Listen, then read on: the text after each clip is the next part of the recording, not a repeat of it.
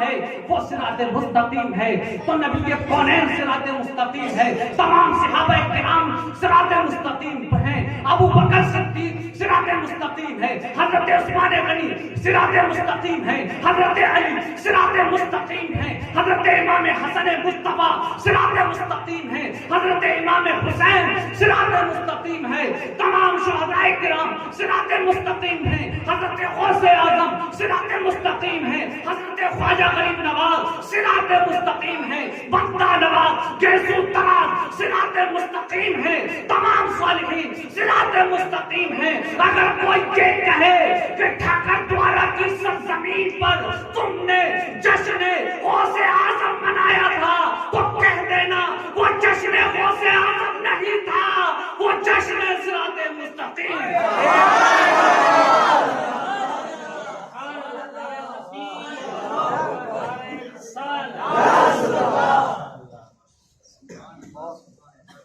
جو ہے وہ جشن صراط مستقیم ہے۔ کیوں توجہ ہے؟ کیوں کہ جسے اللہ نے اپنا شاہکار بنایا اسے رسول اعظم کہتے ہیں، اور جسے رسول اعظم نے اپنا شاہکار بنایا اسے غوث اعظم کہتے ہیں۔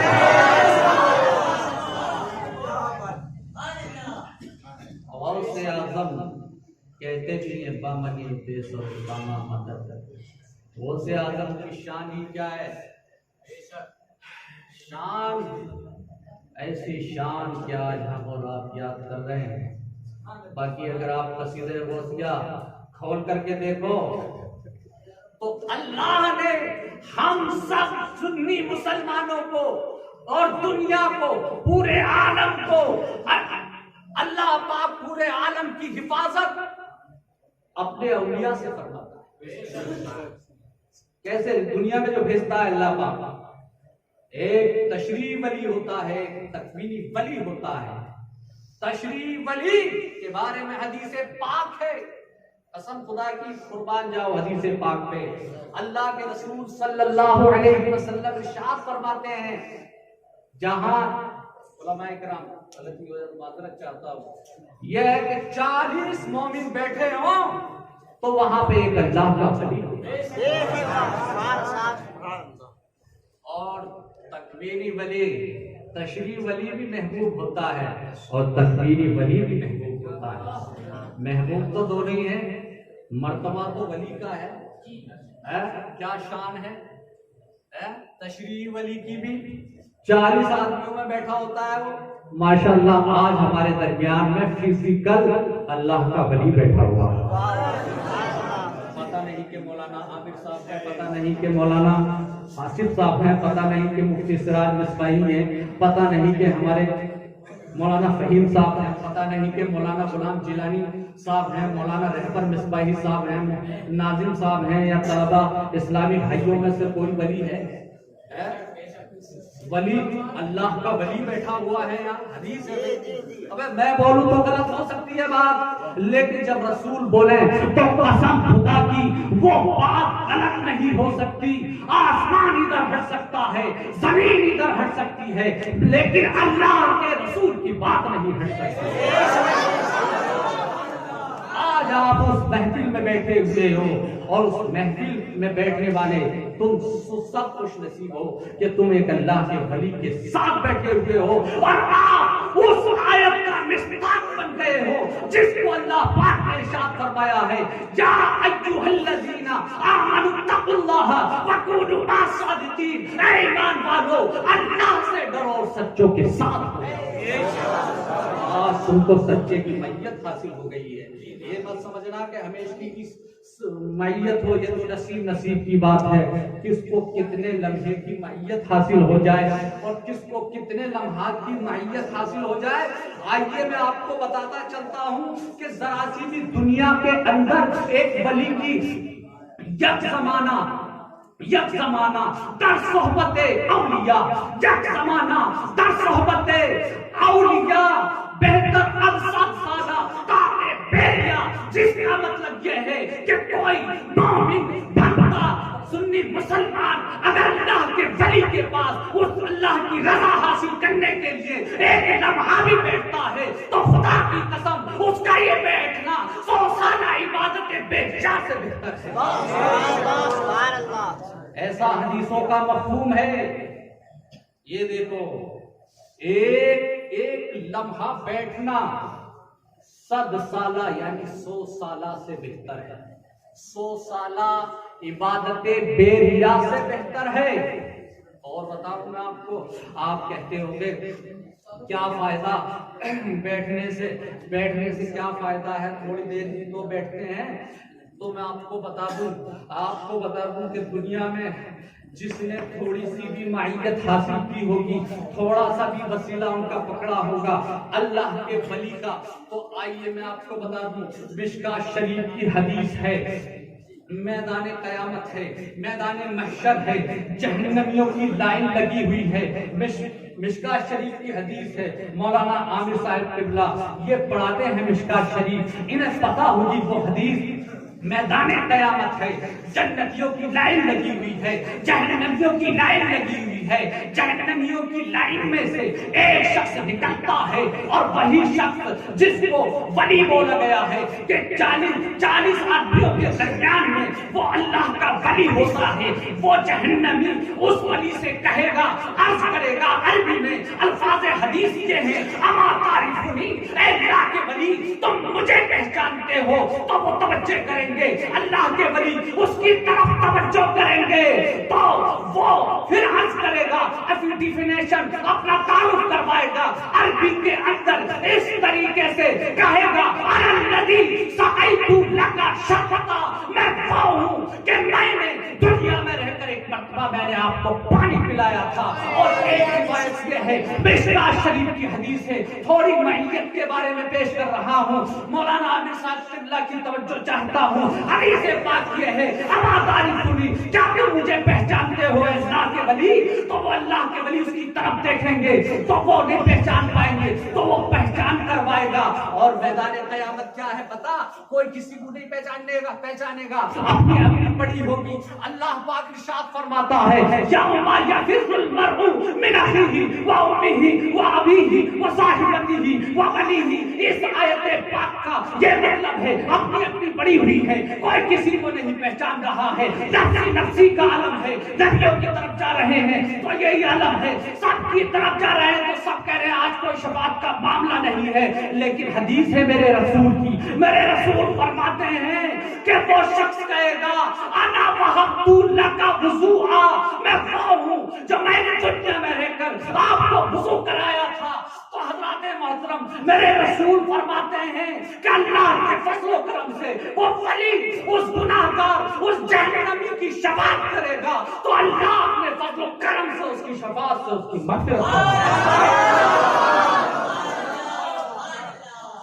تھوڑی سی معیت، تھوڑا سا وسیلہ دنیا میں اگر ولی کا بنا لے تو یہ معاملہ ہے۔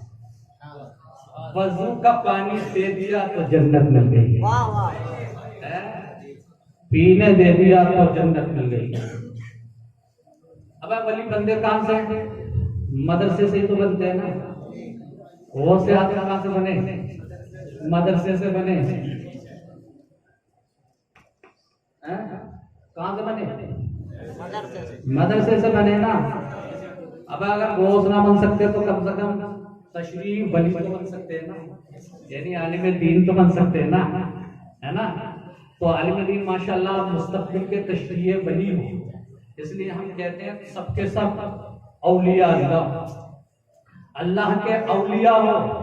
اور شیخ سعدی رحمۃ اللہ تعالی علیہ نے تو یہ فرمایا ہے کہ ذرا سی صحبت پکڑی، اپنی کتاب گزشتہ میں فرماتے ہیں وہ کہ سگے اصحاب کہف چند روزے، سگے اصحاب کہف چند روزے، پائے نیکا گرفت مرفوع۔ مطلب یہ ہے کہ اصحاب کہف کے کتے نے چند روز صحبت پکڑی تھی ان کی، اللہ کے فضل و کرم سے ایسا بیان کیا جاتا ہے کہ وہ جنت میں جائے گا۔ وہ بھی شکل انسانی میں مفتی صاحب توجہ چاہتا ہے. ابے جب ایک کتا ولی کے وسیلے سے انسان بن سکتا ہے تو ایک جہنمی جنتی کیوں نہیں بن سکتا؟ توجہ چاہتا ہوں. اور میں آپ کو سناؤں غوث اعظم رضی اللہ تعالیٰ عنہ سے متعلق. ایک بڑا دیوانہ تھا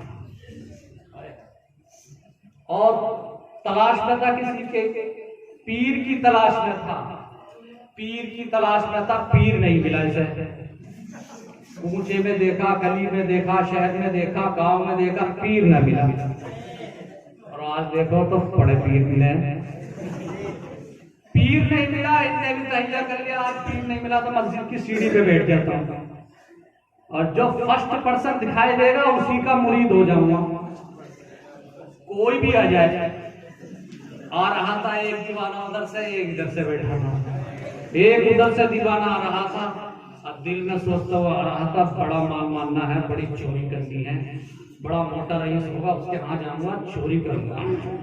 ان نے بھی اللہ سے وعدہ کر لیا، اللہ جو فرسٹ پرسن دکھے گا مجھے میں اسے اپنا پیر بناؤں گا، اس سے مرید ہوں گا. یہ آیا، اس نے اس کا پیر پکڑ لیا، بولے مرید کر، مرید کر. بولے میں پیر نہیں ہوں، کیوں مرید کر رہا ہے؟ ابے چھوڑ. نہیں چھوڑوں گا، دیوانہ ہوں، نہیں چھوڑوں گا. میں نے اللہ سے وعدہ کیا ہے کہ میں پیر بنا کے چھوڑوں گا، آپ مرید کرو گے مجھے. اب یہ سوچ رہا کہ جو اپنا پلان ہے نا چوری کا وہ تو رہ جائے گا، ٹائم کی کھوٹی کر رہا ہے. اچھا چھوڑ، اگر تو میرا مرید بننا چاہتا ہے تو میرا کہنا مانے گا. ہاں چل چھوڑ، میں جاتا ہوں واپس سے تجھے اپنا مرید کرتا ہوں. یہ چلا چل. غوث اعظم رضی اللہ تعالیٰ عنہ کے ہاں چلا گیا. اس نے دیکھا کہ باہر بڑا مال شال پک رہا ہے، بڑی دیگیں چڑھ رہی ہیں، بڑے لوگ کھانا کھا رہے ہیں. ابے باہر اتنا رکھتا ہوگا تو اندر کتنا رکھتا ہوگا. یہ گھس گیا ان کے گھر میں. اب باہر جیسا تھا اندر ویسا نہیں تھا. اندر تو لوٹے تھے اور چٹائی تھی. یہ ٹٹولتا رہ گیا. اتنے میں خواجہ خضر آئے اور دستک دی اور عرض کیا سلام کے بعد میں والا جگہ کے ابدال کا انتقال ہو گیا ہے، ابدال اپوائنٹمنٹ کرنا ہے، ابدال دیجئے. تو غوث اعظم رضی اللہ تعالی عنہ نے فرمایا جاؤ میرے گھر کے کونے میں ایک چور ہے، جاؤ اس کو پکڑ لاؤ. وہ اس کو پکڑ کے لائے. تو غوث اعظم نے ایک نگاہ ڈالی، نگاہ غوث سے اس کی دل کی دنیا بدل گئی اور وہ ایک چور سے ولی بن گیا. حضرات محترم، میں یہ کہنا چاہتا ہوں، میں اور کچھ نہیں کہنا چاہتا ہوں، میں یہی کہنا چاہتا ہوں کہ میرے غوث جب خود مظہر قدرت خدا بن کر چمکے، جب میرے غوث مظہر قدرت خدا بن کر چمکے تو نیک چور نہیں بلکہ چور ہی ولی بن جایا کرتے. کیا میسج ملا؟ اس سے میسج ملا کہ اللہ کے ولی کے پاس جایا کرو، اللہ کے ولی کے پاس جایا کرو، کیونکہ ان کی بارگاہ میں جانے سے وہ سب کچھ مل جاتا ہے جس سے ایک بندہ مومن کی عافیت ہے. جب ایک چور جا کر ولی بن سکتا ہے تو ایک محبت کا پھول لے جانے والا کیا بن سکتا ہے؟ سبحان اللہ. تو یہ غوث اعظم رضی اللہ تعالیٰ عنہ اور ولی سے متعلق کی چند باتیں تھیں. یہ ایسی باتیں ہیں کہ جس میں ہم اور آپ کی اصلاح ہے. اللہ پاک اس سب کو قبول فرمائے. استغفر اللہ ربی من کل ذنب واتوب الیہ. السلام علیکم ورحمۃ اللہ وبرکاتہ.